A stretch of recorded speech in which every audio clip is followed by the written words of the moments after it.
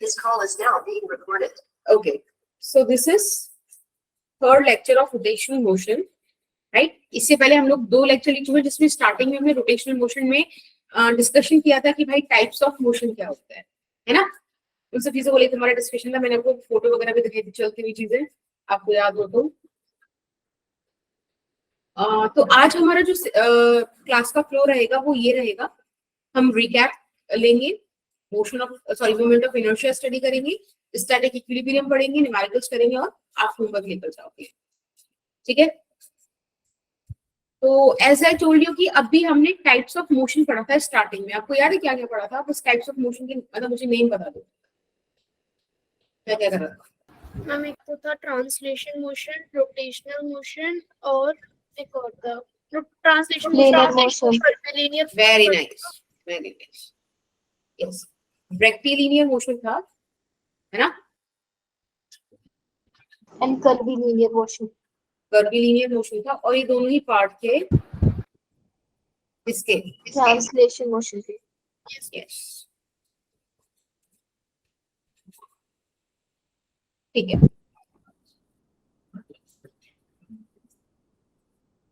इतना हमने कर लिया. इसके बाद हमारी बात हुई थी किसको लेके? रोटेशनल मोशन को लेके, है ना? वहां हमने देख लिया था रोटेशनल मोशन में जो बॉडी होती है वो तो रोटेशन करती है, पर बाकी हर एक पार्टिकल क्या करता है? सर्कुलर मोशन करता है. ओके. फिर इसके बाद हमने बात की थी किसकी? रोलिंग मोशन या प्लेनर मोशन की, जिसमें हमने एक बहुत ही सही एग्जांपल देखा था रोलिंग ऑफ व्हील का, which is the combination of these two motions, right? Yes. Okay.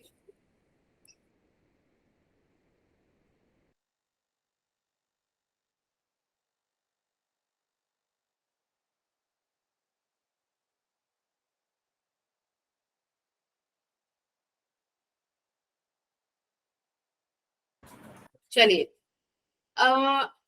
इसके अलावा कुछ याद है? इसके अलावा और क्या बात की थी? मैंने आपको वो लीनियर वेरिएबल्स और सर्कुलर एंगुलर वेरिएबल्स कनेक्ट करके दिखाए थे. यस और नो? Yes ma'am.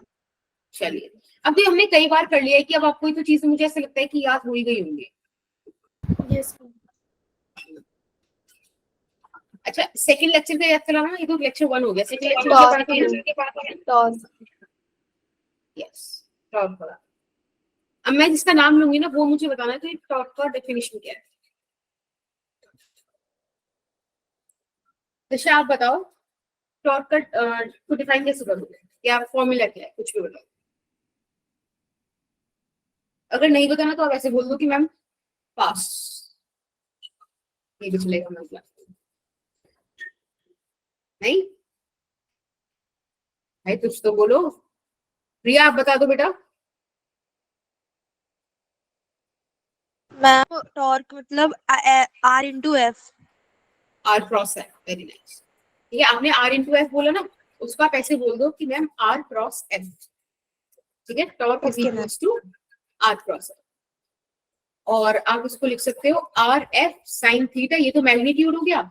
अब देखो एक वेक्टर क्वांटिटी, इसलिए आपको एक यूनिट वेक्टर भी चाहिए रहेगा. ठीक है, इस तरह से हम टॉर्क को डिफाइन करते हैं. अच्छा दक्ष आप बताओ बेटा, टॉर्क के कितने, मैंने कल आपको नेम बताए थे ना, 2 बताए थे. एक बार बताओ, मतलब 2 नाम बता दो इसके क्या क्या है. नहीं? देन कौन बताएगा? मुस्कान आप बताओगे बेटा. ओके. हाँ सुहानी आप बता दो. मैम एक तो मोमेंट ऑफ फोर्स था. Very nice. और मैम कपल भी हो सकता है ना? नहीं, कपल एक अलग चीज. मैम अमाउंट ऑफ टर्निंग था. हाँ चलिए, मैंने नेम आपको इसलिए बता दी क्योंकि कई बार ये होता है क्वेश्चन में पूछ लेगा कि इस फोर्स का अमाउंट ऑफ टर्निंग बताओ, तो हमें एकदम से क्लिक नहीं होगा. तो हमको क्लिक हो जाना चाहिए कि टॉर्क की बात है. ठीक है, ये सारी चीजें हम नेक्स्ट प्रीवियस क्लासेस में कर चुके थे. आज का टॉपिक स्टार्ट करते हैं, which is moment of inertia. ठीक है, अब मोमेंट ऑफ इनर्शिया का हम ऐसे सोचो, मैंने भी आपको एक नेम ही इंट्रोड्यूस नहीं किया. मैं आपको एक सिंपल सी एक ऑब्जर्वेशन बता रही हूँ, आप मुझे इसके बारे में बताना एक सेकेंड,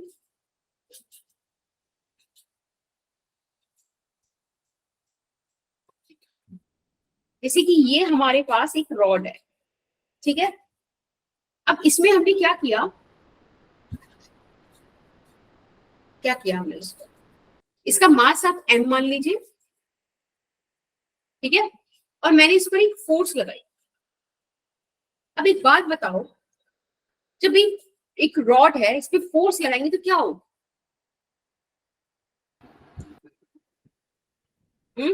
क्या होना चाहिए? अगर आपने कोई फोर्स अप्लाई किया तो क्या फील करते हो कि रॉड क्या करेगी?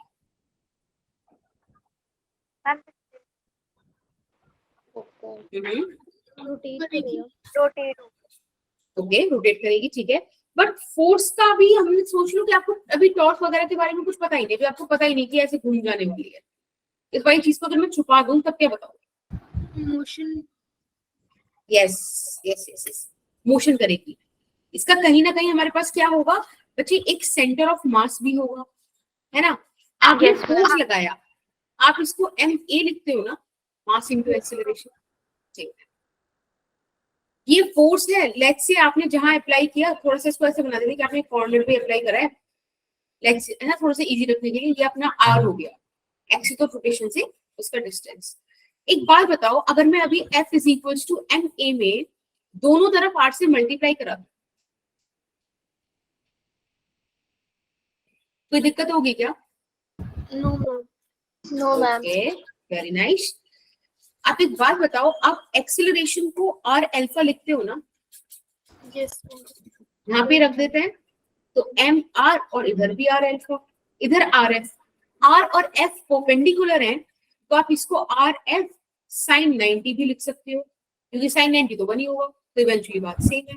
आई गेस आपको फील हो रहा होगा कि मैं क्या कहना चाह रही हूँ आपसे, कि यहाँ पर ये टॉर्क, दिस इज टॉर्क, ये एम आर स्क्वायर और ये अल्फा।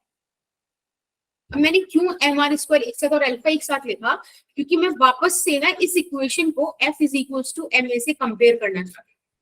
हमको इतना तो पता है कि फोर्स का रेप्लिका रोटेशन में आता है टॉर्क से, ए का आता है अल्फा से, तो ये एम की जगह तो एम आर स्क्वायर दिख रहा है, यानी कि एम का रेप्लिका एम आर स्क्वायर होता है, और इसको बोला जाता है बेटा इनर्शिया, मोमेंट ऑफ इनर्शिया।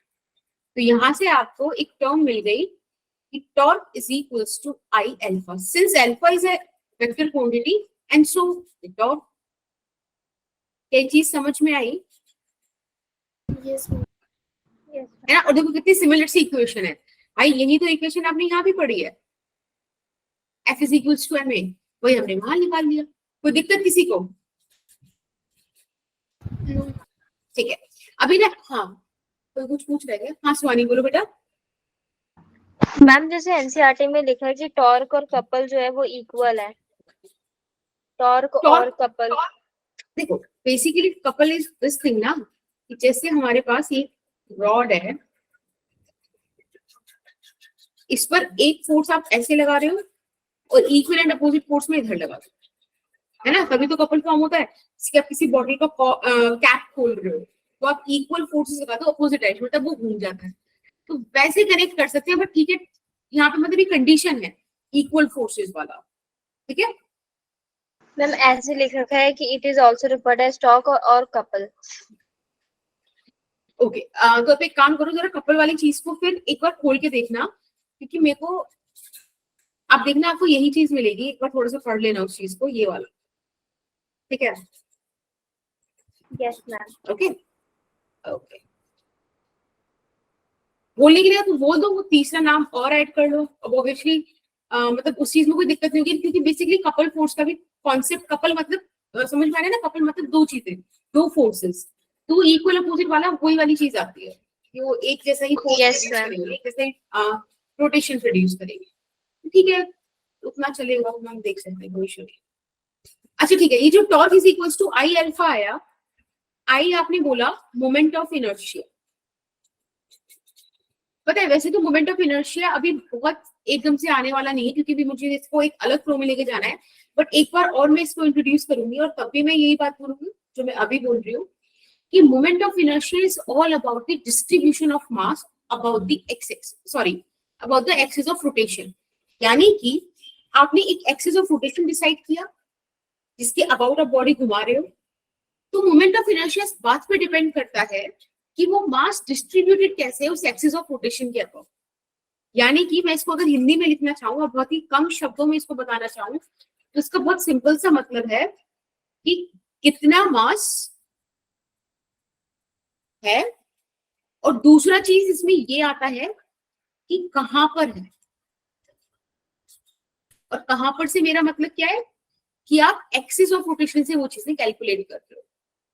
ठीक है, अभी हम ऐसे बहुत से क्वेश्चंस देखेंगे आगे, बहुत सी बातें करेंगे इनर्शिया को लेकर, जहां मैं आपको ये चीज बताऊंगी कि जैसे कि ये हमारे पास एक रॉड है, ओके, और आपको उसको यहां से घुमाना है, यानी कि ये एक्सिस ऑफ रोटेशन है। तो एक चीज है कि आप उसको इधर से पकड़ रहे हो और तब घुमाने की कोशिश कर रहे हो, और एक चीज है कि आप उसको ये काम इधर से कर रहे हो, है ना। तो इनमें फर्क आएगा, लेकिन ये चीजें हम अभी नहीं करेंगे। ठीक है, अभी के लिए सिर्फ इतना हाइट काफी है कि हमको ये पढ़ना है कितना मास है और कहां पर है, मास का डिस्ट्रीब्यूशन और मास का लोकेशन, इसमें मतलब इनर्शिया हमारा डिपेंड करेगा। ठीक है, ओके। आप अगर ध्यान से देखो तो इसका एक्सप्रेशन भी क्या है, mr², कितना मास और कहां पर। Okay, yes yes. चलिए अब हम बात करते हैं स्टैटिक इक्विलिब्रियम। स्टैटिक इक्विलिब्रियम, अच्छा ये इक्विलिब्रियम के बारे में आप क्या बताओ, ये नेट बताओ। फोर्स 0 हो। Net force 0। ओके, और इसे ऐसे भी बोल देते हैं स्टेट ऑफ बैलेंस, है ना, सब चीजें बैलेंस्ड हैं, कोई दिक्कत नहीं है, यस है ना। यस, सबसे सही स्टेट है, पूरी सब चीजें इक्विलिब्रियम में ही आना चाहिए जहाँ पे वो कोई फोर्स एक्सपीरियंस ना करे। तो बिल्कुल सही बोला। और देखो स्टैटिक का मतलब भी वही है, स्टैटिक मतलब रेस्ट, है ना, चीजें वही है। अब स्टैटिक इक्विलिब्रियम में आप लोगों ने मुझे एक एक्सप्रेशन, एक वर्ड दिया कि net force is 0, which is 100% true. अगर नेट फोर्स 0 है तो आप ये भी बता सकते हो कि मैम नेट एक्सीलरेशन 0 है। यस और क्या कनेक्ट कर सकते हो इस बात से, क्योंकि नेट एक्सीलरेशन 0 तो क्या होगा, वेलोसिटी कांस्टेंट है। Velocity is constant. ठीक है, अब जब आप स्टैटिक इक्विलिब्रियम इस चैप्टर में पढ़ोगे ना तो यहाँ पर दो बातें होंगी। जब भी कभी आपसे बोला जाए कि ये सिस्टम स्टैटिक इक्विलिब्रियम में है तो मतलब वो आपसे ये कहना चाह रहा है, वो आपसे, अरे भाई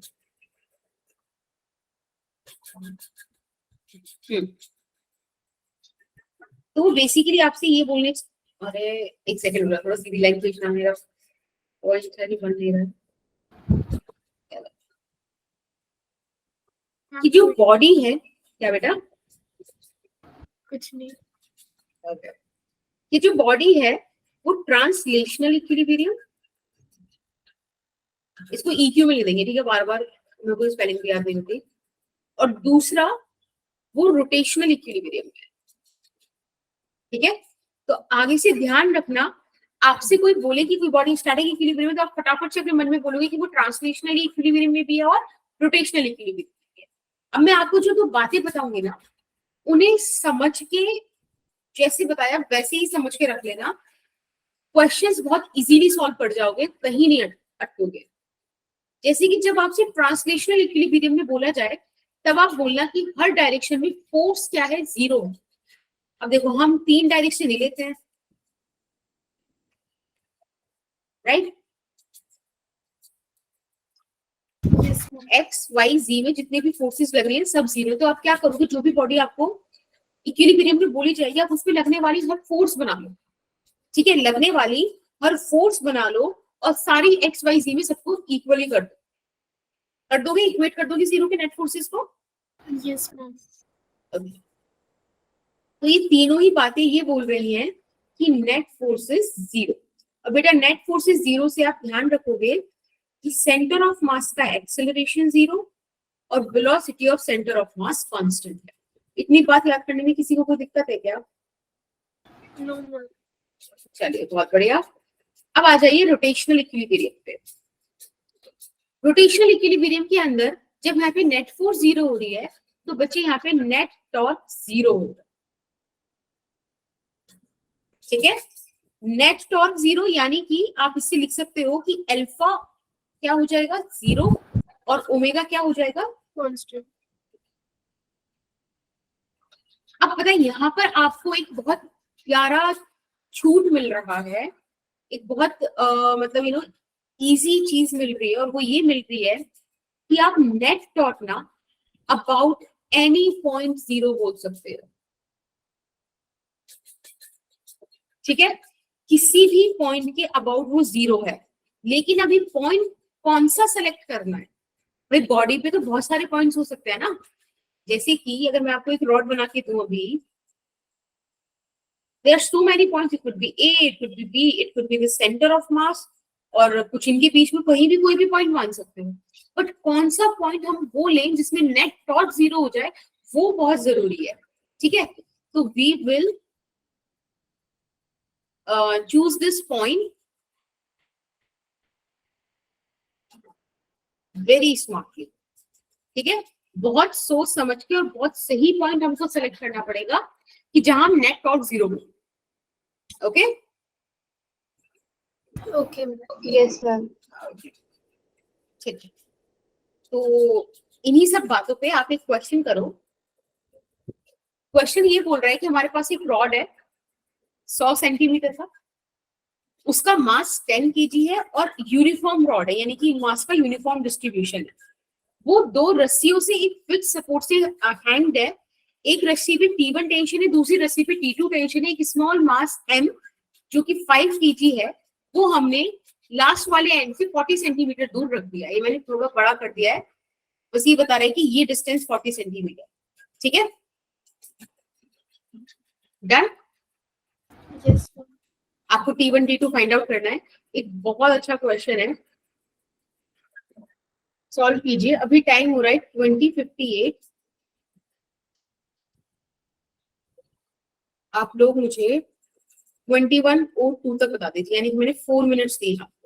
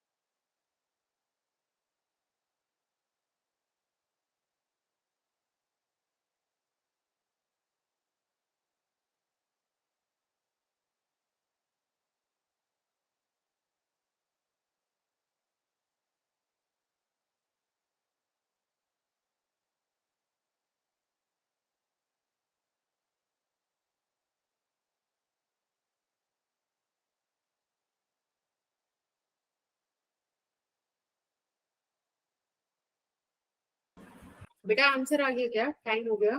ओके ठीक है, Tanishka said option C with so many question marks. कहना क्या चाहते हो बेटा?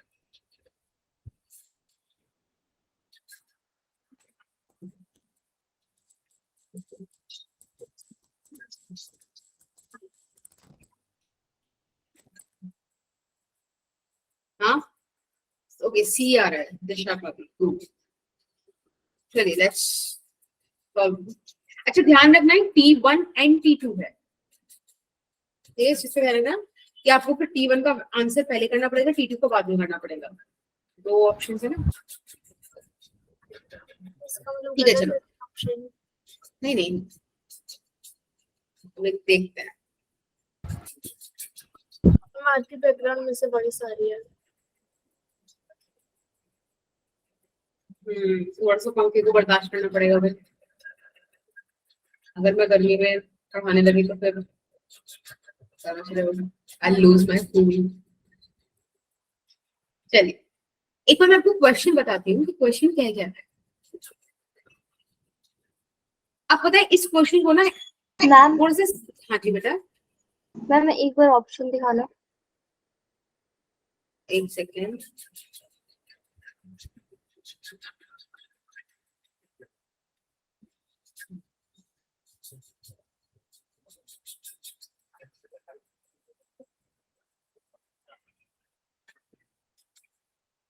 देख लो बराबर से डन। Okay ma'am. देखो थोड़ा सा ना हमको ऐसे देखना है कि जो रॉड दिया हुआ है हमको कुछ इस तरीके से दिया हुआ, ठीक है मतलब, और इसको थोड़ा सा सही सही समझना हो ना तो इसको बिल्कुल एंड पे ही मान लो, ज्यादा ऐसे मान लो कि बिल्कुल यहीं पे रॉड है, ठीक है, क्योंकि वो हमें कुछ एंड में दिया नहीं है तो हम उसको एक्स्ट्रा मतलब ज्यादा ना माने तो ही सही है। ऐसे ये इसका सेंटर ऑफ मास हो गया, पूरा रॉड आपको 100 सेंटीमीटर का दिया हुआ है, राइट। अब यहाँ पर हमने एक छोटा सा मास रखा हुआ है बेटा 5 kg का, और आपको दे रखा है कि ये 40 सेंटीमीटर एंड से है, ठीक है। अब आपके पास सबसे पहला कॉन्सेप्ट क्या है, हमको ये रॉड स्टैटिक इक्विलिब्रियम में गिवन है, मतलब रेस्ट में है इक्विलिब्रियम में, तो ये विल बी बैलेंस्ड है। तो सबसे पहले हम इसमें लगाएंगे, क्या लगाएंगे, translational equilibrium. Yes yes ma'am. और ट्रांसलेशनल इक्विलिब्रियम के हिसाब से जितनी फोर्सेस एक्स एक्सिस में जितनी फोर्सेस वाई एक्सिस में, they are supposed to be equal. आप एक बात बताओ, ये जो रॉड है अगर मैं इसको अलग से साइड में बनाऊं, इसका वेट डाउनवर्ड एक्ट कर रहा होगा कैपिटल mg, ये जो 5 kg हमने रखा है उसका वेट डाउनवर्ड इस पे एक्ट कर रहा होगा, और टेंशन लग रही होगी इस तरीके से T1 और यहाँ पर T2, राइट। सृष्टि अभी हमारा स्टैटिक इक्विलिब्रियम में मोमेंट ऑफ इनर्शिया हुआ है, ठीक है, स्टैटिक इक्विलिब्रियम का ही फर्स्ट क्वेश्चन ही है, आप यहाँ से देख सकते हो या। अब एक बात बताओ, ट्रांसलेशनल इक्विलिब्रियम बोलता है कि हर तरफ नेट फोर्स बराबर हो, सॉरी जीरो हो, तो यहाँ पे मैं सिग्मा Fy0 रख दूं, इस हिसाब से आप देखो तो T1 plus T2 is equals to capital M plus small m into G। आपको कैपिटल M का वैल्यू 10 दिया हुआ है, स्मॉल m का वैल्यू 5 दिया हुआ है, और G 10 होता है, यानी कि 150 होगी। ये सुन लो, यस ठीक है। So this is your equation number 1। अब कहानी को आगे बढ़ाते हैं, आगे आपको यहाँ पे टॉर्क के बारे में मालूम करना है, ठीक है। तो वी कुड से कि भाई नेट टॉर्क इज 0, बट आपको पता है आपको यहाँ पर एक पॉइंट बताना पड़ेगा, किस पॉइंट के अबाउट, आप मुझे बताओ क्या पॉइंट लूँ मैं। ये T2 की साइड वाली।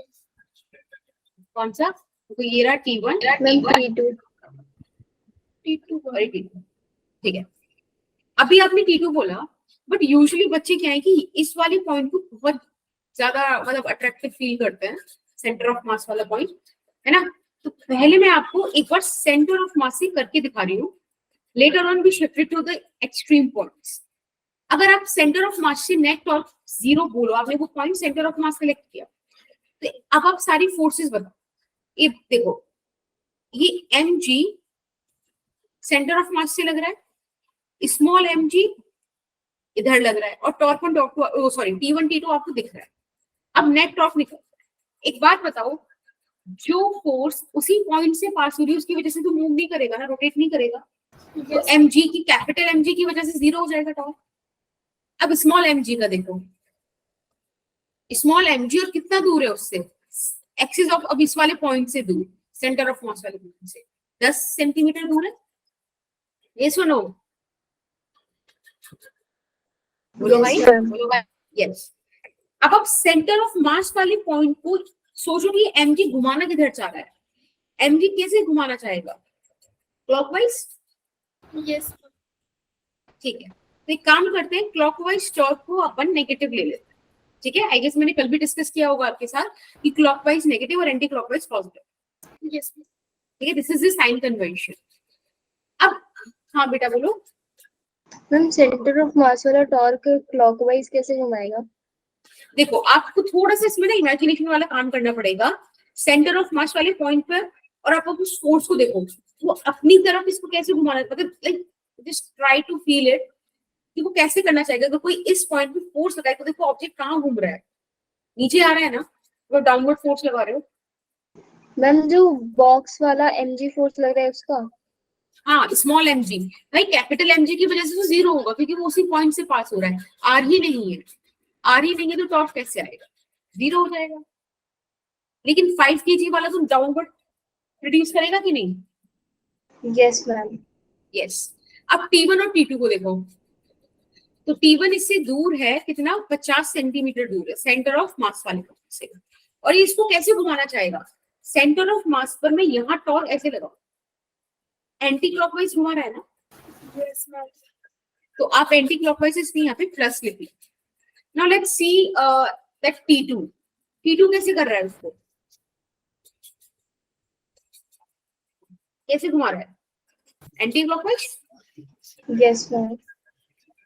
चलिए, और ये भी 50 सेंटीमीटर दूर है, इसलिए वो बराबर जीरो के रख दिया।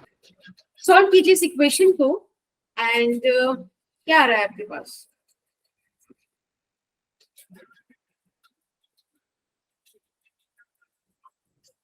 एक मिनट भाई, T1 हमने सही से नहीं देखा। देखो, सेंटर ऑफ मास पर T1 इसको किधर की तरफ कर रहा है, आपको ये पॉइंटेड वाला साइड देखना है। आई गेस ऐसे कर रहा है ना, क्लॉकवाइज कर रहा है, एंटी क्लॉकवाइज नहीं है, ये इस तरह से घुमा रहा है। Yes, it is suppose to be negative. किसी को इस बात में कोई दिक्कत नहीं है? No ma'am. एक सेकंड रुको बस, फिर कितने पेजेस छोड़ने हैं सृष्टि को, एक सेकंड बेटा, कितने पेजेस छोड़े, तकरीबन दो तीन पेज छोड़ दो बेटा, ठीक है। एक मोमेंट ऑफ इनर्शिया का और एक दो स्टैटिक इक्विलिब्रियम।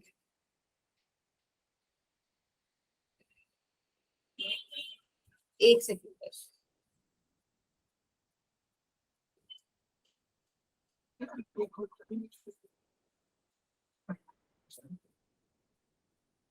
यहाँ पे आप माइनस लिख दीजिए, अब इसको सॉल्व कर दीजिए, तो आपके पास आ जाएगा,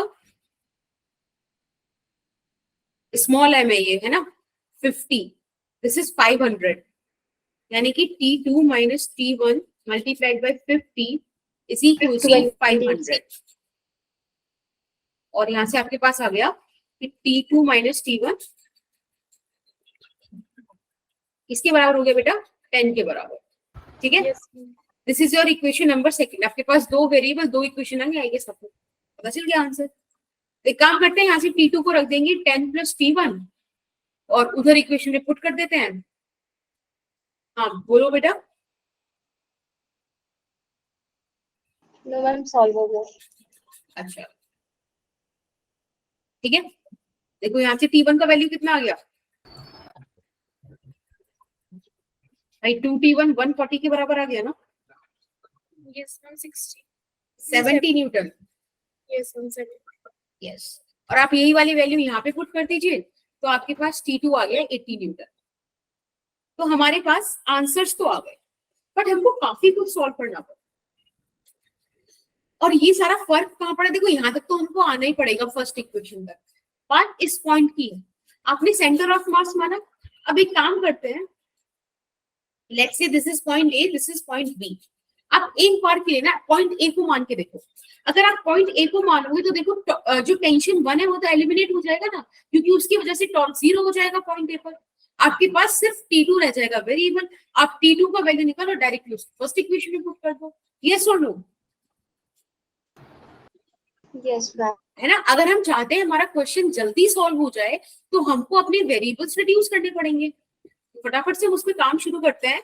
इसको मैं बोल देती हूँ कि, और लेट्स से कि जो नेट टॉर्क है वो पॉइंट ए या पॉइंट बी पर आप 0 मानते हो। तो अगर आप पॉइंट ए पर 0 मानते हो तो देखो आपके पास सिचुएशन कैसी आएगी, ए बी और यहां से गया T1, इधर गया T2, यहाँ पे गया कैपिटल mg और इधर गया स्मॉल mg, राइट? यही क्वेश्चन है।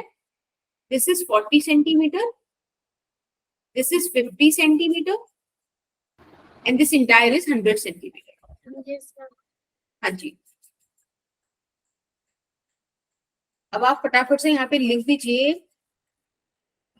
कैपिटल mg 50 दूर है, स्मॉल mg 40 नहीं 50 इंटू 10 60 दूर है। इस बार हमें पॉइंट ए से निकालना है। और ये T2 100 दूर है। इन सबको 0 के इक्वल रखना है।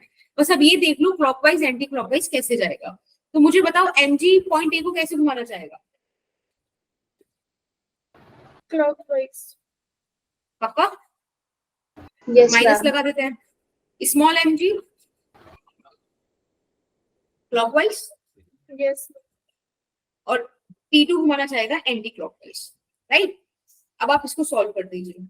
तो T2 times of 100 would be, आप इसको सॉल्व करेंगे तो ये आ जाएगा क्या, 105,000 और प्लस का कितना हो जाएगा ये 50 60 3,000।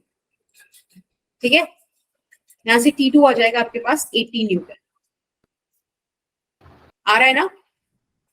Yes. Yes ma'am. Ma'am Yes. जो हम Yes. क्लॉकवाइज लेंगे तो वो हमेशा नेगेटिव में लेंगे? हाँ जी बेटा, यही साइन कन्वेंशन है। ठीक है, चलिए। Okay ma'am. अब आपके पास 80 न्यूटन आ गया। अब आप एक काम करो, T1 प्लस T2 कितना था बेटा, 150 न्यूटन। 80 न्यूटन आपका ये आ गया। तो देखो T1 70 न्यूटन आ गया। एक ही बार में कितना इजीली एक्सप्रेशन आ गया। ये फर्क है different different centre of masses या मतलब सॉरी सेंटर ऑफ मास नहीं, डिफरेंट डिफरेंट पॉइंट के अबाउट टॉर्क निकालने का। तो आप अब से ये कोशिश करेंगे कि जितने आप वेरिएबल्स एलिमिनेट कर पाए उतना अच्छा। लिख दो इस बात को। Yes, ma'am. ओके, तो we will select a point in such a way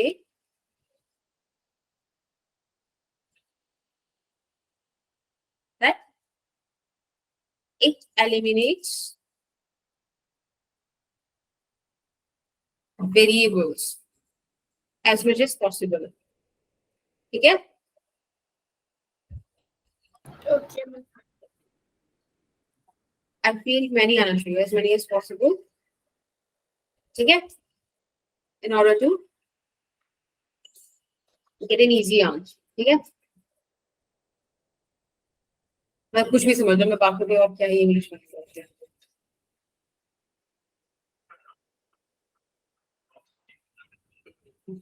Somebody is trying to get in. अरे भाई, ठीक है, समझ में आ गया? हाँ दिशा, आप कुछ पूछ रहे हो? मैम ऊपर वाली स्लाइड दिखा दो एक बार। एक सेकंड बताओ।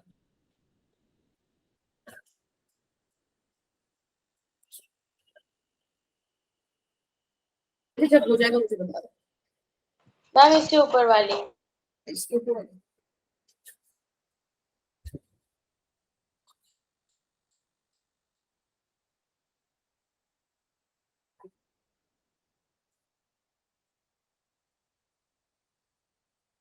हम क्लास के बाद ये वाली स्लाइड्स भी अपलोड कर देना।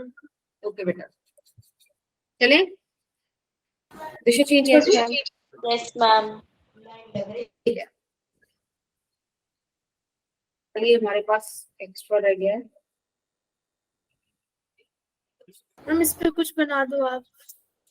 ओके, क्लास 10 में बना देंगे, क्या पता जरूरत पड़ जाए। दीवार के आगे वाला हाथी बनाना।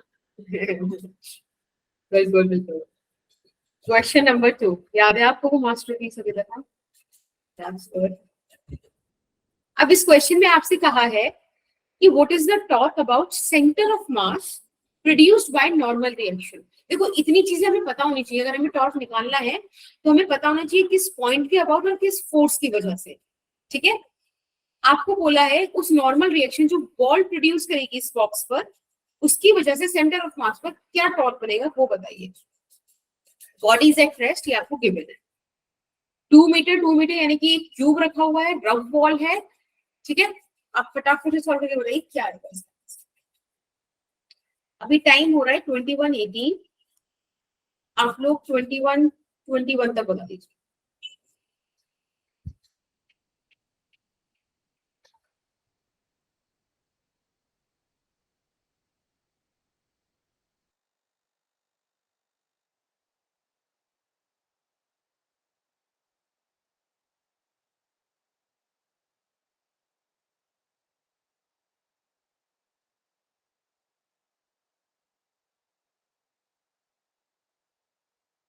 मैम ये रोटेशनल मोशन में कैसे? क्योंकि आप लोगों का आंसर 0 आ रहा होगा, है ना? और वो 0 आंसर गलत है, इसके लिए ये इसमें है रोटेशन में। आज आपका एक बहुत बड़ा कॉन्सेप्ट टूटेगा। मास नहीं है इसमें। नहीं, बस 2 मीटर दे रखा है। मैम आपने 0 बोल दिया ना, इसीलिए अब हम नहीं बोलेंगे हमारा 0 आंसर आया है। बिल्कुल 0 नहीं आया ma'am. Yeah, that's the smart way. Good. 15 आ रहा है।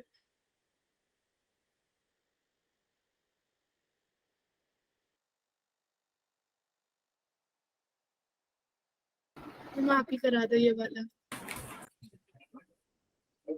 तो सबका यही है, मैं करा दूंगी, कोई ट्राई करना चाह रहा है अभी? तुम तो बात भी नहीं कर रहे हो आजकल।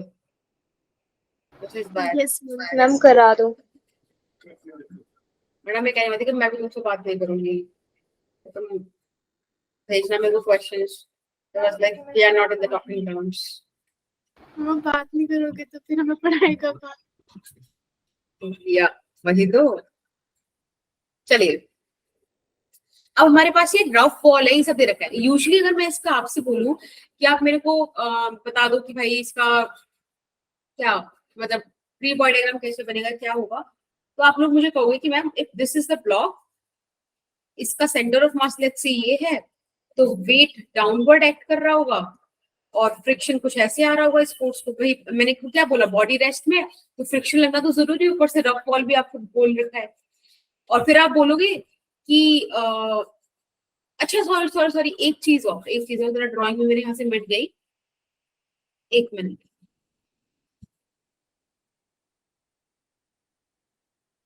ये मैं आपको एक मतलब अभी आप ही लोग ट्राई करना, ठीक है, फिर मैं बताऊंगी। ये एक फोर्स लग रही है एफ इस तरीके से, ठीक है। अब एक बार ट्राई कर दो। 21 हो रहा है ना, अभी 21 हुआ है, इसको हम एक शिफ्ट में और आगे बढ़ा देते हैं 21 23 तक। ट्राई करना चाहोगे कि इससे कुछ तुम्हें कुछ फर्क लग रहा है या फिर तुम्हें पहले वाली डायग्राम बराबर ही है? मैम फर्क पड़ रहा है, ठीक है। तो फिर आप 21 23 तक ट्राई कर लो, ठीक है। एक फोर्स लगा रहे हो आप एफ ऐसे। हाँ मुझे तो ये सिर्फ दीवार में धक्का मारने वाली सिचुएशन लग रही है। देखो तभी तो रुकेगा वो, वरना रुकेगा कैसे? मेरे को लगा वहां पे फिक्स कर रखा है। घूमेगा कैसे? मैं भी वही सोच रही थी। मैम इसमें टॉर्क 0 नहीं होगा तो क्या होगा? 0 ही लग रहा है। नहीं नहीं, टॉर्क तो लाइक अच्छा, मेरे को नेट टॉर्क तो 0 ही होगा, लेकिन नॉर्मल रिएक्शन की वजह से आप उसको भी 0 बता रहे हो, राइट?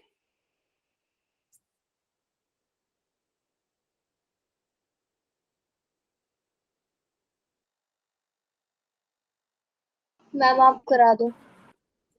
ओके, तो मुझे पता चला तुम्हें कोई फर्क नहीं पड़ा था डायग्राम में था कि नहीं। ठीक है, एक यहाँ पे ये फोर्स लग रहा है एफ ऐसे। अब आपका अभी तक का कॉन्सेप्ट क्या है कि normal reaction acts on the centre of मास, है ना। आप भोले भाले से बच्चे, आप बोल दोगे कि मैम नॉर्मल रिएक्शन ऐसे लगा रहा होगा बॉल इस पर, है ना। अब सेंटर ऑफ मास के पास हो रहा है, तो सेंटर ऑफ मास के पास हो रहा है, there is no R, if there is no R then come is zero due to this normal reaction, but this is wrong. आप एक बात बताओ, जब मैंने बोला बॉडी इज एट रेस्ट, तो ये नहीं मूव करना चाहिए ना। फिर अगर आप यहाँ पे नॉर्मल रिएक्शन लगा दे रहे हो, तो क्या बताओ ये फ्रिक्शन इसे घुमा नहीं देगा भाई। एक्स एक्सिस में तो वो बैलेंस्ड है, बट ये टॉर्क तो प्रोड्यूस कर देगा ना। फिर सेंटर ऑफ मास पे ये ऐसे घुमाने की कोशिश करेगा कि नहीं। मैम यहाँ पे रोटेशनल मोशन हो रहा है। बिल्कुल हो सकता है ना, रोटेशन मोशन हो सकता है अगर नॉर्मल रिएक्शन ऐसे ही रहे। आपको क्वेश्चन बोल रहा है कि बॉडी इज एट रेस्ट, तो ये नहीं होना चाहिए। एक बात बताओ, यहाँ पे एफ और एम जी, ये बेसिकली सारी फोर्सेस कुछ ना कुछ रोटेशन करने की कोशिश करेंगी ना। लेकिन अगर आप सेंटर ऑफ मास पे देखो तो ये दोनों ही फोर्सेस सेंटर ऑफ मास से पास हो रही है, इसलिए इनकी वजह से कोई रोटेशन सेंटर ऑफ मास पे प्रोड्यूस नहीं होगा। आपके पास दो फोर्स रहती है, नॉर्मल रिएक्शन और फोर्स। कभी भी आपको नॉर्मल रिएक्शन पढ़ाया गया होगा, कभी आपसे नहीं बोला गया होगा कि सेंटर ऑफ मास से पास होगा। ये बोला गया होगा कि जब भी दो सरफेसेस कांटेक्ट में आते तो वो एक दूसरे पर नॉर्मल रिएक्शन लगाते हैं। ये कहीं आपने ये पढ़ा कि भाई सेंटर ऑफ मास से पास होना होता है? नो मैम, नहीं। अब अगर मुझे टॉपलिंग वाली सिचुएशन से बचना है, टॉपलिंग मतलब पलटे ना ये, उससे बचना है, तो एक बात बताओ, नॉर्मल रिएक्शन को यहां से हटा के कहाँ लगाऊं? इस सेंटर ऑफ मास से ऊपर या सेंटर ऑफ मास से नीचे? सोचो। मैम ये सिचुएशन विजुअलाइज नहीं हो रही। विजुअलाइज नहीं हो रही, वैलिड इशू। ठीक है, ये हमारा फंक्शन का ओके। लेट्स कंसीडर कि ये बॉल है, ठीक है। अब हम क्यूब Yes, ma'am. कंसीडर,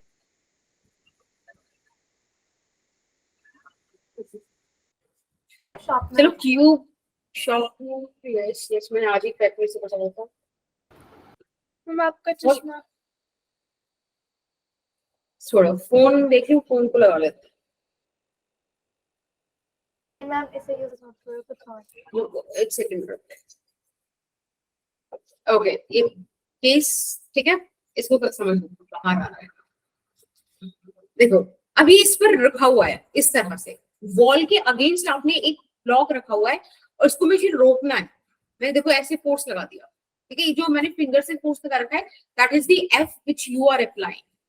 अब एक बात सोचो, अब मेरा तीसरा हाथ नहीं है, वरना अगर कोई ये ऊपर से इसको फोर्स दे दे तो ये घूम नहीं जाएगा। देखो जैसे कि मैं तीसरा हाथ नहीं है लेकिन उंगलियां हैं, ये देखना है मेरी इंडेक्स फिंगर उसको होल्ड करे हुए है, बची हुई फिंगर्स है। आपको दिख रहा है क्या? थोड़ा सा ऊपर कर देते हैं। यस अब देखो ये घुमा दिया ना इसने, दिखा घूमता हुआ? Yes ma'am. ये इस वाली फिंगर से, आई डोंट नो उसका नेम क्या है, अंग्रेजी में सिर्फ इंडेक्स फिंगर रिंग फिंगर तक है, तो पिंकी प्रॉमिस करते हैं दरअसल। यस, ये देखो इससे आई जस्ट डिड दिस, देखना अभी ये ऐसे आराम से डेस्क में रखा हुआ है ना, ये देखो घूम गया ना। Yes ma'am. देखो घुमा दिया मैंने पूरा सारे अपने, ये देखो राइट। तो ये चीज हो सकती है, वो घूम सकता है। तो अब जैसे क्यूब है, तो क्यूब क्या हो सकता है ऐसे पलट जाए भाई, नीचे ही गिर जाए, वो हो सकता है ना। तो अगर मुझे इसे टॉपलिंग से बचाना है, आई गेस अब जिसको सिचुएशन विजुअलाइज हुई। Yes ma'am. Yes thank you, क्योंकि इसके अलावा तुमने समझ लिया था कि मैं और क्या करती, तो थैंक यू, पहले बता दिया आपने। ओके सो अब हमें फ्रिक्शन से बचाना है। अगर कोई बच्चा, आप लोग ऐसे भोले भाले बच्चे कुछ भी बोल दोगे, आपने अगर बोल दिया कि मैम नॉर्मल रिएक्शन यहां से लगा दो, तो एक बात बताओ, ये फ्रिक्शन और नॉर्मल रिएक्शन दोनों ही इसको इधर की तरफ गिराने की कोशिश नहीं करेंगे? सोचो, सेंटर ऑफ मास के अबाउट डाउनवर्ड ही तो गिरा था क्या वो? Yes. सृष्टि इमेजिन नहीं हो रहा क्या? चेतना को भी नहीं हो रहा? ओके अगेन, तुम्हारी लास्ट क्लास है, मुझे टाइम की कोई दिक्कत नहीं, मैम पीछे आप इस दीवार पे जाके खड़े हो। और फिर मैं गिरूं अपने आप मैम ऐसे। जो फ्रिक्शन है, हाँ मैम फ्रिक्शन है, फ्रिक्शन उसे घुमाएगा नहीं क्योंकि वो एक्सिस पे जा रहा है। नहीं बेटा, वो एक्सिस पे नहीं जा रहा है, एक्सिस सेंटर ऑफ मास है। ध्यान से देखो, सेंटर ऑफ मास के बारे में बात हो रही है, एक्सिस वो पॉइंट है, उधर से घूमना है। ये देखो, फ्रिक्शन ऊपर लग रहा है ना, राइट? Yes ma'am. ये देखो मैंने ऊपर से करा, कहाँ घुमा ये? ऊपर से गिराया, कहाँ गिरा? नीचे। क्लॉकवाइज। मैम ये तो 90 डिग्री पे लग रहा है ना फोर्स, बट ये तो 0 डिग्री पे लग रहा है फ्रिक्शन। बेटा फ्रिक्शन 0 डिग्री पे कैसे लग रहा है? आप ये ध्यान से देखो, देखो ये वाले पॉइंट के अबाउट आपको रोटेशन निकालना है, सेंटर ऑफ मास मतलब जो अमाउंट ऑफ रोटेशन है वो इसके अबाउट निकालना है। तो इस फ्रिक्शन के हिसाब से तो ये अलग लग रहा है ना, एक्सिस ऐसे जा रही है अंदर, फ्रिक्शन अलग लग रहा है, तो इसको इधर घुमाने की कोशिश करेगा ना। नहीं समझ में आ रहा? मैम जैसे जो फोर्स है वो आगे से लग रहा है और जो नॉर्मल है वो पीछे से लग रहा है, तो ये टर्न कैसे कर रहा है? फ्रिक्शन क्योंकि अभी अनबैलेंस्ड है, आपने नॉर्मल रिएक्शन अभी फ्रिक्शन की साइड ही लगा दिया, आपको सेंटर ऑफ मास से दूर लगाना है। एक बार मैं वही तो बता रही हूँ, आप इधर देखो एक बारी, ये जैसे हमने ब्लॉक इसको अगेंस्ट ऐसे रोका हुआ इंडेक्स फिंगर से, अब मैं ऊपर से फोर्स लगाऊं तो ये ब्लॉक ऐसे नीचे ही तो गिरेगा। ये सुनो, देखो 12 से 3 पर ही तो आ रहा है ये। हमने ऊपर से कहाँ फोर्स लगाया? ये देखो, बस लगाना मुश्किल है जरा, क्योंकि ऐसे पकड़ लो इसको। Yes ma'am. पता नहीं गिरेगा, मेरे को भी थोड़ा सा इमेजिन करने की दिक्कत हो रही है। ये देखिए, मैं तुम्हारे चक्कर में मेरे मुंह पे लग जाएगी। हाँ ओके, लेट्स कम नाउ, एक मिनट रुको बस। नहीं रुक नहीं पा रहा है, अभी दिख रहा है क्या? Yes ma'am. हाँ अब दिख Okay. रहा है। तो ऐसे आपने फोर्स लगाया हुआ है सामने से, भाई रुक जाओ भाई, ऐसे, ठीक है? अब आप ये देखो, अगर कोई यहां से फोर्स लगाए, यहां से, देख रहा है, यहां से कहाँ गया ये? दिख रहा है फोर्स लगता हुआ?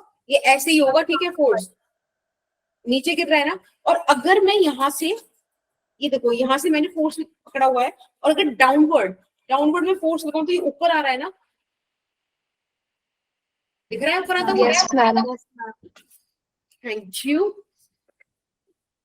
तो फिर ये चीज आप समझो ना, कि अगर मुझे इसे बैलेंस करना है तो मुझे नॉर्मल रिएक्शन यहाँ लगाना पड़ेगा ना, क्योंकि ये इसको ऐसे करेगा तभी तो ये दोनों ऑपोजिट जनरेट हुए, तभी तो बॉडी रेस्ट में रहेगी। ये सुनो, Yes. Yes ma'am. ठीक है? ओके, तो फाइनली जो नॉर्मल रिएक्शन है वो कुछ ऐसे लगेगा, ताकि बॉडी को ऊपर की तरफ घुमाने की कोशिश करे। अब मेरा क्वेश्चन ये है कि अगर मुझे टॉर्क चाहिए तो फोर्स तो मुझे मिल गया, लेकिन मुझे ये भी तो बताना पड़ेगा कि कितना नीचे है सेंटर ऑफ मास से। I need to find out this distance X, ये सुनो, तभी तो टॉर्क आएगा भाई। Yes. चलो हाँ, सॉल्व करते हैं।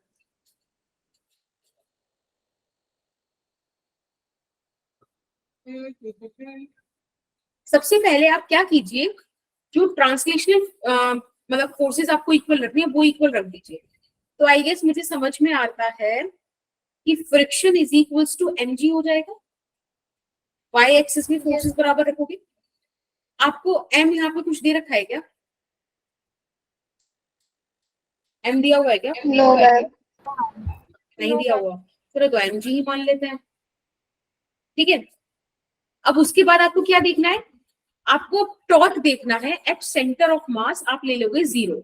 तो एक बात बताइए, उसकी वजह से, अरे अरे अरे अरे, अरे हाँ, कैपिटल एफ की वजह से और mg की वजह से टॉर्क जीरो होगा कि नहीं? Yes, ma'am. ठीक है। फ्रिक्शन की वजह से, फ्रिक्शन जो कि 1 मीटर ऊपर है, क्योंकि पूरी लेंथ आपको 2 मीटर दी हुई है, तो वो 1 मीटर ऊपर हो गया, उसकी वजह से क्लॉकवाइज आपको क्या मिल रहा है? टॉर्क मिल रहा है। तो आप इसको नेगेटिव से रिप्रेजेंट कर दोगे। आपने नॉर्मल क्या लगाया है? नीचे लगाया है, सेंटर ऑफ मास से x डिस्टेंस दूर लगाया है, और वो एंटी क्लॉकवाइज टॉर्क जनरेट कर रहा है। This is equals to 0। ठीक है, आपके पास यहां से आ गया nx is equals to f। क्या हुआ सृष्टि? मुझे समझ आ रहा है ये इक्वेशन। भाई टॉर्क क्या होता है? Torque is equals to R F, और अगर साइन 90 है तो 1 हो गया। एक बार बताओ, friction force centre of mass से कितना दूर लग रहा है? आई गेस इतना दूर लग रहा है, विच इज 1 मीटर, क्योंकि पूरा ये जो लेंथ है दैट इज 2 मीटर ना। सेंटर ऑफ मास सेंटर पे होता है, उससे ऊपर नीचे बराबर होगा, 1 1, राइट? रेगुलर बॉडीज में, यस राइट? मैम। हाँ, एक और सृष्टि, हाँ, तो फ्रिक्शन यहाँ पे F into 1 that is torque ना, friction is the force and 1 is the distance from this centre of mass, F1 आ गया। Normal reaction centre of mass से x नीचे है तो nx लिख दिया। अगर क्लॉकवाइज टॉर्क आ रहा है तो आप नेगेटिव लगाओगे, एंटी क्लॉकवाइज टॉर्क आ रहा है तो पॉजिटिव लगाओगे। आपने देखा ना कि एफ में लगाएंगे या फिर ये जो बीच में आपने साइन लगाया है? नहीं, टॉर्क के साथ अमाउंट ऑफ टॉर्क आप नेगेटिव पॉजिटिव रखोगे ना। देखो, जो फ्रिक्शन था वो इस तरीके से रोटेट कर रहा था ना, दिस इज क्लॉकवाइज, इसलिए मैंने फ्रिक्शन वाला टॉर्क नेगेटिव से लिखा है। जो नॉर्मल रिएक्शन था उसका टॉर्क क्लॉकवाइज घुमा रहा था, एंटी क्लॉकवाइज घुमा रहा था, इसलिए पॉजिटिव से लिखा है। ओके, समझ में आ गई सृष्टि? Yes ma'am. चलिए, बस आपके पास ये एक्सप्रेशन आ गई। आपको, आपने अभी एफ को एम जी लिखा है, आपसे क्या पूछा था कि हमें टॉर्क बता दो, टॉर्क भी तो पूछा था, लो एम जी के बराबर आ गया। कोई दिक्कत? No, ma'am. ठीक है, अगर मैं यहाँ पे आपको दे दूं कि भाई m3 kg है, तो आप बता सकते हो कि मैम टॉर्क 30 न्यूटन हो जाएगा। Yes, ma'am. ठीक है, चलिए एक क्वेश्चन और कीजिएगा। इस क्वेश्चन में आपको बताना है कि सेंटर ऑफ मास से कितनी दूरी पर आप नॉर्मल रिएक्शन लगाओ ताकि ब्लॉक बिना टॉपलिंग के मूव करे। बिना टॉपलिंग समझ में आता है? No, अभी ये देखो, टॉपलिंग मतलब पलटना, पलटेना। अभी ये ब्लॉक ना इस डायरेक्शन में v वेलोसिटी से भाग रहा है, ठीक है, कोई कांस्टेंट v वेलोसिटी है। म्यू आपको कोफिशिएंट ऑफ फ्रिक्शन दे रखा है, सरफेस जो प्रोवाइड कर रहा है, h is the height of the body. अब आपको सिर्फ ये बताना है कि बिना टॉपल हुए, ना टॉपलिंग हो, तो कहाँ मूव करे, कहाँ नॉर्मल रिएक्शन लगाओ, इधर लगाओ कि इधर लगाओ। अगर आप इधर लगा रहे हो तो ये डिस्टेंस कितना है, और अगर आप इधर लगा रहे हो तो ये डिस्टेंस कितना है। समझ में आया क्वेश्चन? yes, ma'am. ठीक है, अब बताइए। अभी टाइम हो रहा है बेटा 21:35, 21:38 तक बता दीजिए।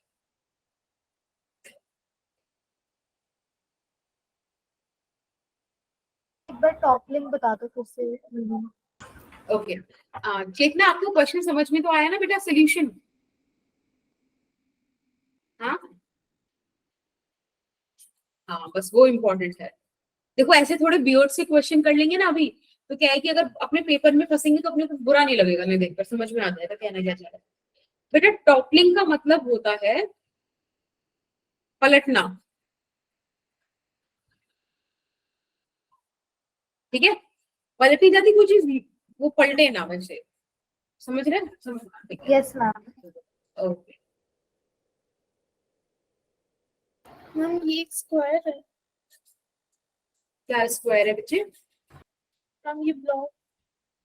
नहीं नहीं, आपको उसमें आगे कुछ दिया हुआ नहीं है, सिर्फ हाइट h दिया हुआ है।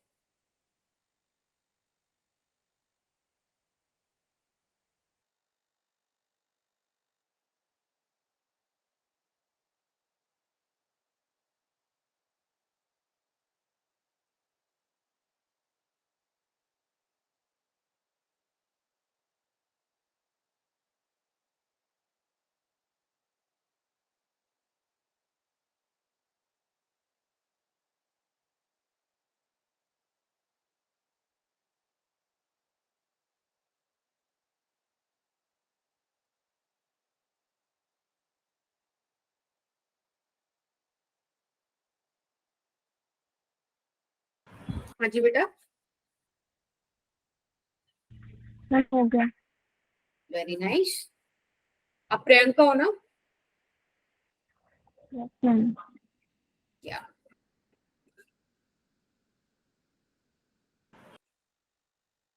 बेटा ट्रेन की आवाज आ रही है? No, ma'am. No ma'am. और बस पंखे की भी आ रही है।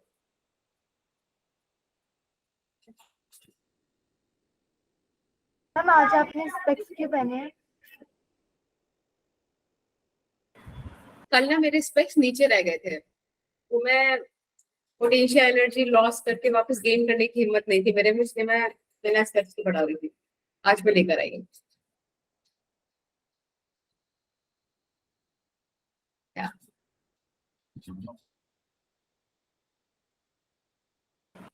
Thank you ma'am.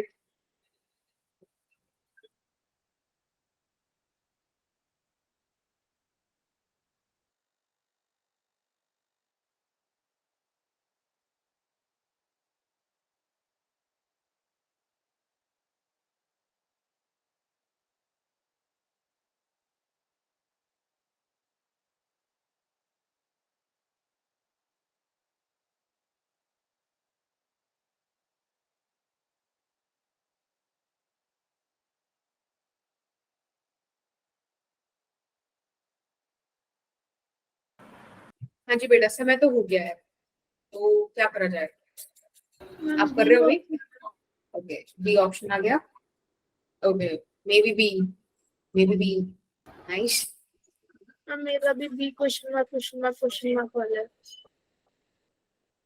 सृष्टि की तरह आंसर दिया करो, ऑप्शन बी।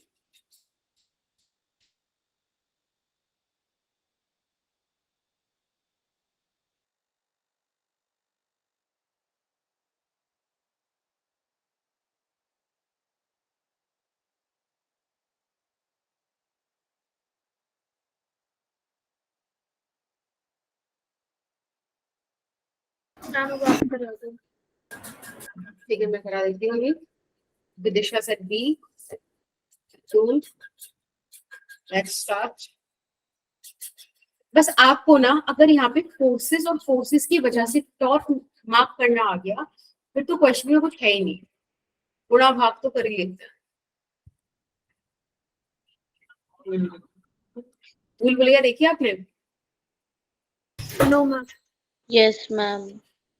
पुरानी वाली, अक्षय कुमार वाली। Yes ma'am. यस, उसमें वो बता देना कि उसने गुणा करके भाग कर करके, या लाइक दैट। मैंने उसे छोड़ा, फिर घटाया, गुणा करके भाग करके। I don't like that style. Yes, चलो देखो, फ्रिक्शन ऐसे लगेगा ना, अगर बॉडी फॉरवर्ड डायरेक्शन में मूव कर रही है तो फ्रिक्शन तो बैकवर्ड लगने वाला है।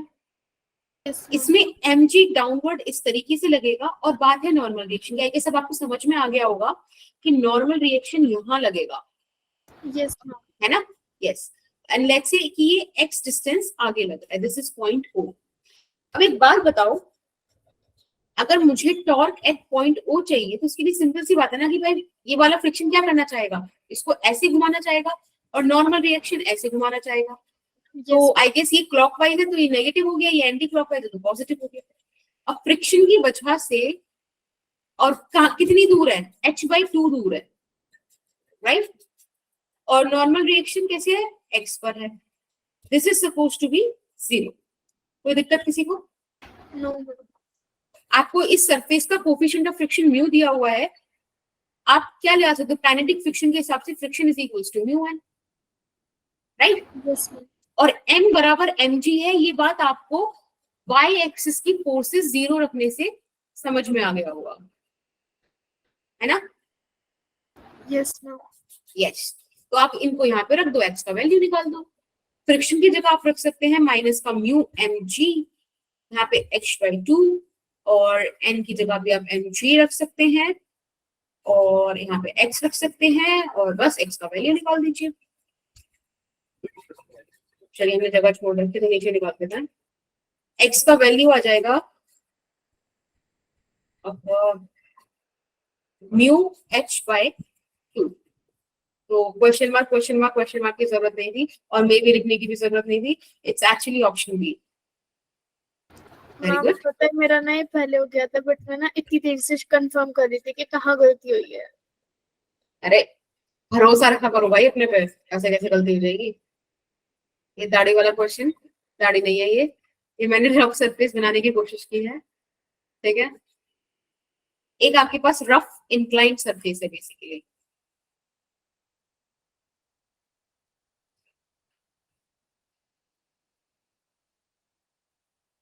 क्वेश्चन पूछ रहा है कि आप टॉर्क निकालिए due to normal about the centre of mass. ठीक है, 2a है विड्थ, v वेलोसिटी से मूव कर रहा है. आपके पास 4 ऑप्शन है और नॉर्मल रिएक्शन आपको बताना है, मतलब नॉर्मल रिएक्शन में से कहाँ टॉर्क लगेगी, कितना अमाउंट ऑफ टॉर्क लगेगा. ठीक है, हम नॉर्मल रिएक्शन सेंटर पे ही लग रहा है. पता नहीं, वो आपको देखना पड़ेगा. 2143 हो रहा है अभी. आप मुझे 2146 तक बता दीजिए. हम नॉर्मल रिएक्शन. क्या आप बनाओ ना, कहाँ बनेगा. मैं तो ये दाढ़ी वाला सरफेस पूरा कर देती हूँ.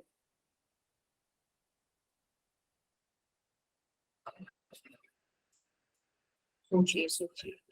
अगर आपको लग रहा है कि नहीं सोच पा रहे तो मुझे बता देना पहले.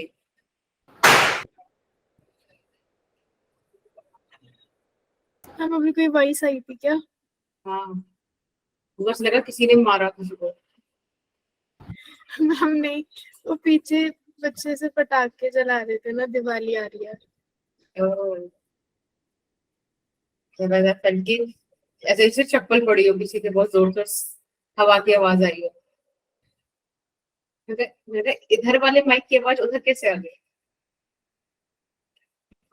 रोस्टिंग में मम्मी, मजाक है. वरना रियल में आई इधर से आवाज. क्या दिल्ली में पटाखे बैन है. तनिष्का बेटा कहाँ रहते हो. हम शहादरा में. दिशा आप आगे कार्रवाई कीजिए.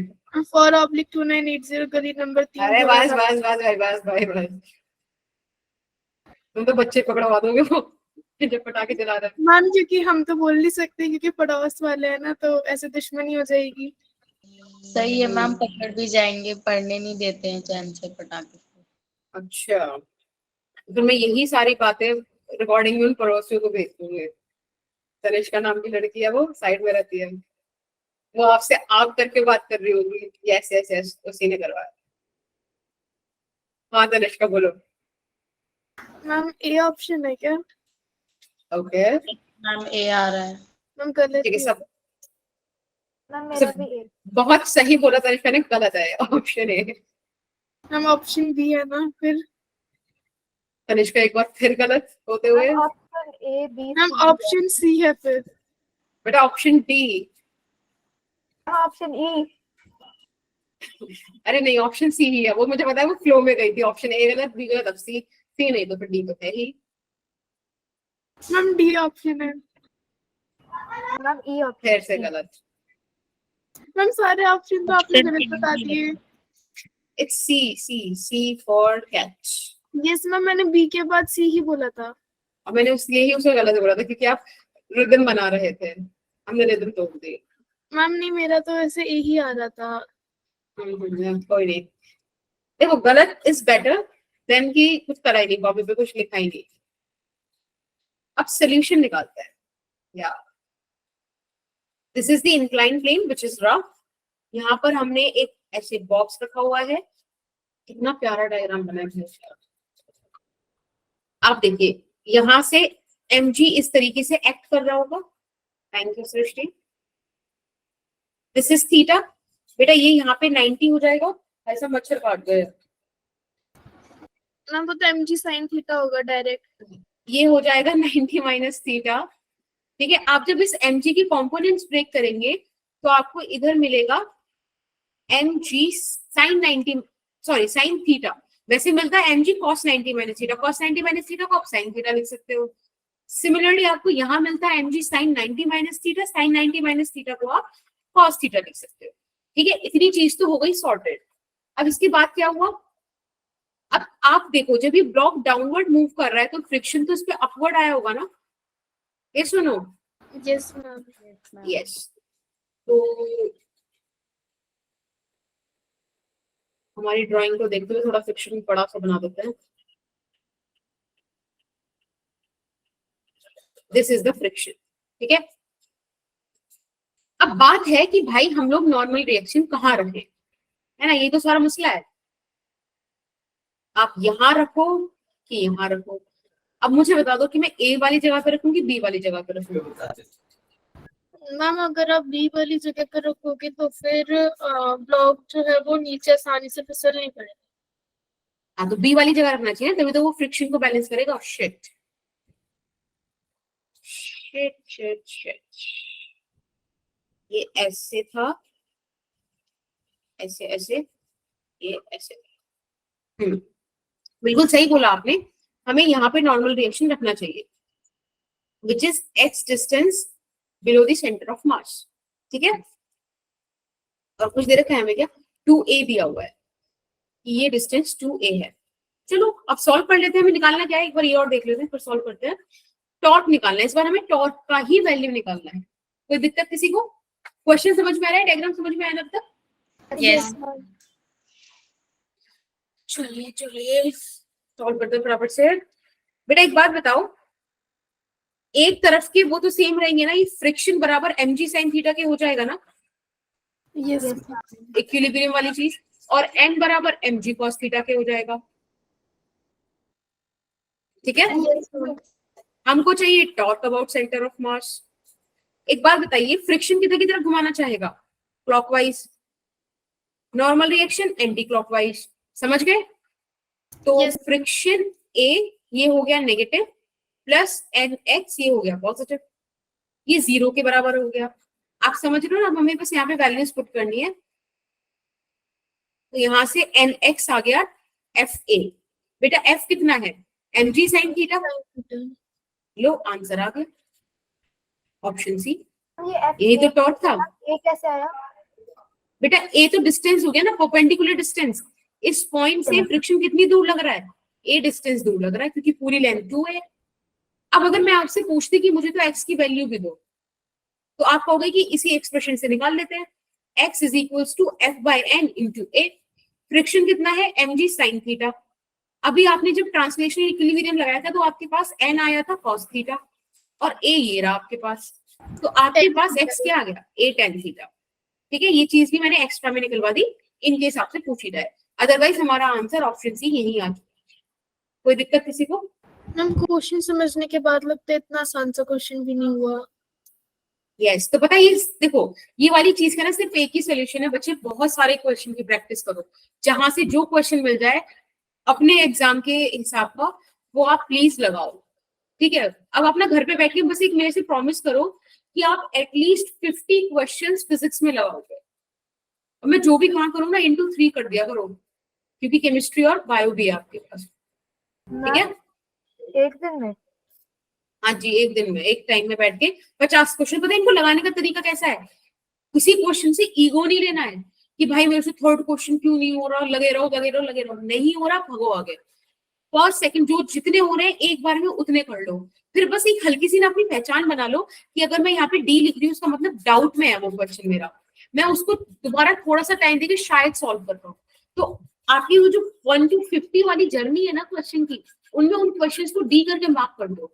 फिर जब आपको 1 से 50 तक के सारे क्वेश्चंस हो जाए ना, उसमें सपोज आपने एक गो में 20 क्वेश्चन करे, ठीक है, फिर आप बच्चे हुए 30 क्वेश्चन में से आप देखना तकरीबन आपने 10 क्वेश्चन ऐसे मार्क कर रखे होंगे जो डी वाले होंगे कि आपको डाउट है उनमें, आप उनको डील करो, और फिर एंड में आप सोचो कि भाई ये बचे हुए 20 क्वेश्चन कैसे कर रहे हैं। नहीं होता, नहीं समझ में आते, फिर उनके सोल्यूशंस देखो, तब भी नहीं होता है तो आपको पता है कि खुशी मैम के पास आपको भेजना है, ठीक है। मुझे आपको लेटर प्रॉब्लम पढ़ाना था, बट ठीक है, आज हमारी कुछ कुछ चीजें वैसे इमेजिनेशन की जरूरी थी, जिसमें आपने मतलब बहुत अच्छा किया, आपने वो कंसर्न रखा, ये हम कल कर लेंगे, ठीक है।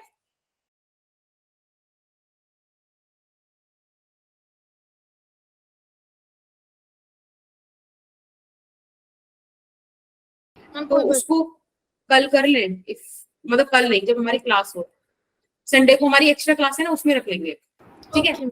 अभी तो जाना नहीं, कर ये लिया। होमवर्क क्वेश्चन है जो लैडर प्रॉब्लम से अलग थे, ठीक है, टॉर्क का है, और ये कुछ स्टैटिक इक्विलिब्रियम के 1-2 क्वेश्चन। तो ये क्वेश्चन आपका होमवर्क है जो आपको करना है। हम इसको हमारी जो रेगुलर क्लास होगी ना उसमें ही देखेंगे, ठीक है, या फिर चलो नेक्स्ट क्लास में भी ले लेंगे। मैं आपको यहाँ पे टाइमिंग दे देती हूँ एक्स्ट्रा सेशन की। एक्स्ट्रा सेशन ये रखेंगे हम संडे को, विच मीन्स 15/10/23, और उसका टाइमिंग रखेंगे हम, आई होप टाइमिंग की स्पेलिंग यही होती है, 7 PM to 9 PM, ठीक है। और ये जो 9 PM है ना, इसमें plus minus half an hour, ये आप थोड़ा कंसिडर करके मैम चलिए। बाकी सब्जेक्ट की क्लास नहीं होगी? बेटा संडे तो छुट्टी होती है ना, ये तो अपना एक्स्ट्रा सेशन है, ठीक है।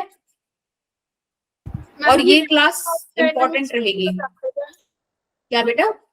ये रिजिड बॉडी डायनामिक्स कौन सा चैप्टर? हाँ जी बेटा, ये रिजिड बॉडी डायनेमिक्स ना आपका सिस्टम ऑफ पार्टिकल करके 7th चैप्टर है आपकी, अगर एनसीईआरटी की मैं बात करूँ, ठीक है। ये उसी के अंदर के है, सेंटर ऑफ मास भी उसी के अंदर आता है और ये वाला भी आता है, लेकिन हमने इसको अलग अलग करके पढ़ा है। कोलिशन चैप्टर 6 में आएगा, वर्क पावर एंड एनर्जी में। मैम फिर संडे को कंप्लीट हो जाएगा पूरा चैप्टर? नहीं बच्चे, पर एक अच्छा सा मार्जिन मिल जाएगा, ठीक है। मैम फिर संडे को हमारा टेस्ट होगा तो उसमें कैसे करेंगे चैप्टर? इस ये वाला थोड़ी आ रहा है। मैम इस संडे भी आ रहा है और उससे अगले संडे भी आ रहा है। रिजिड बॉडी डायनामिक्स आ रहा है। एक सेकंड में बात करती हूँ, ठीक है। फिलहाल तो जितना हो गया उतना तो आप ट्राई करी, उतना तो याद कर ही लेना। Okay ma'am. मैम कितने लेक्चर्स का रह गया? थोड़ा सा बड़ा टॉपिक है, इसमें है कुछ concepts, I will tell you. तो ठीक है, फिलहाल bye bye. Okay bye ma'am. Ma'am